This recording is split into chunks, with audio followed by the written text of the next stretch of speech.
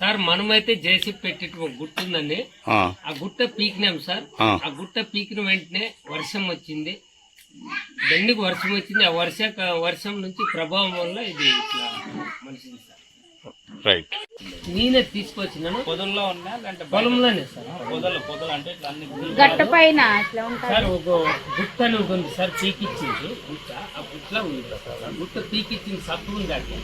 ఆ గుట్ట పీకిచ్చిందైతే ఉండదు సార్. ఇది సైన్స్ పరంగా అయితే దీన్ని శిలీంధ్ర జాతి మొక్క అంటారు దీన్ని.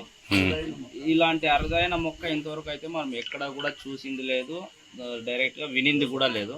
ఈ యొక్క అరుదైన జాతి కాబట్టి దీన్ని కేవీ కృషి విజ్ఞాన కేంద్రం వాళ్ళకి మనం దీన్ని ఇచ్చినట్లయితే వాళ్ళు పరిశోధన చేసి దీన్ని ఇంకేమైనా డెవలప్మెంట్స్ కానీ ఇది ఏ విధంగా డెవలప్ అవుతుందో, దీని ద్వారా ఏమైనా ఉపయోగాలు ఉన్నాయో అనేది అక్కడ తెలుసుకుంటే బాగుంటుంది. దీన్ని ఖచ్చితంగా మనం వాళ్ళకి ఇచ్చినట్టయితే ఉపయోగం ఉంటుందని